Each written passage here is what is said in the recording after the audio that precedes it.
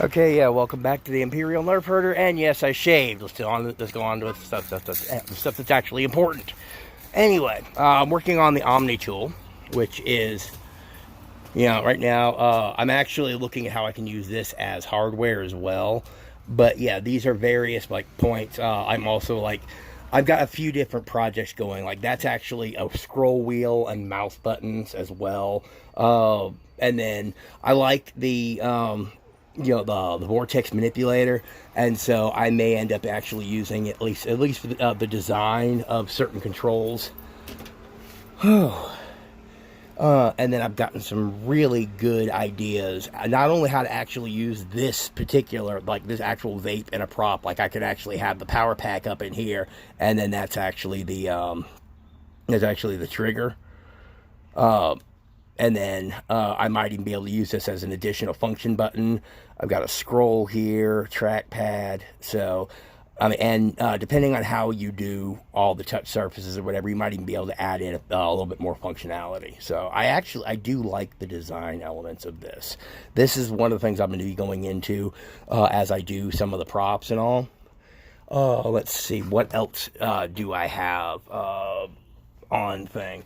With the Imperial Nerf Herder, I've got a side project going with the bird person stuff, or phoenix person or whatever.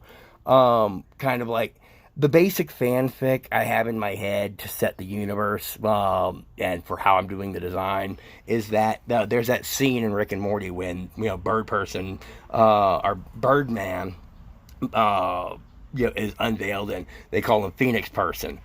And she's sitting there going, and you called him Phoenix Person? My response, if I were Phoenix Person at that moment, would have been, I don't care what they call me as long as they know when to call me sir. Now, can we get down to the matter at hand?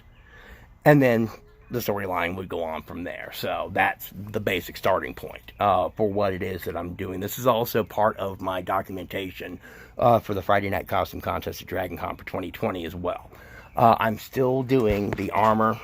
Yes, Mary, my assistant, she's sort of my assistant, although my therapy dog is more neurotic than I am. But yeah, this is the same armor that I wore at the Friday Night Costume Contest.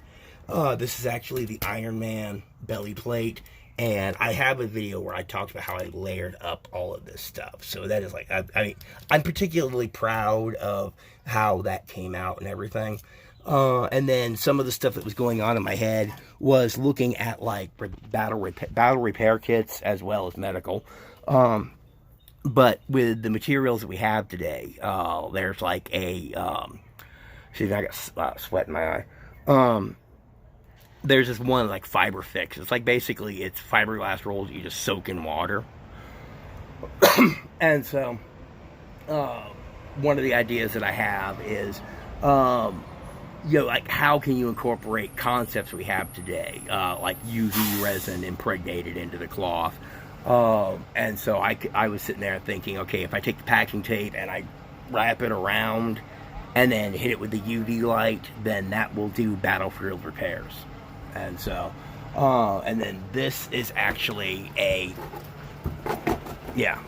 this is actually my, Mass Effect helmet.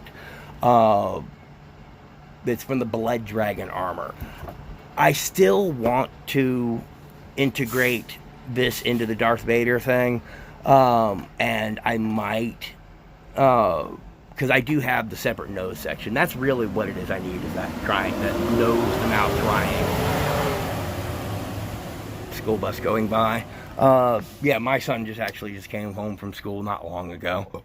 And so there's actually like a couple of different buses that come by. I think that's that's the other one. Oh god, yeah, I actually love being here, but sometimes it's just that it's a nice quiet street, and I can work out here and everything else, and the neighbors they know me and all. And some of them are amused by the fact that I have a Walking Dead crossbow toy hanging up on the porch to make people go, does he actually have one? Right? I need a porch. All right. Anyway, I will see you guys later. And that's just like one of the things. It's actually I have a Pit Boy that is the actual project, and I'm looking at a few things I can add to it.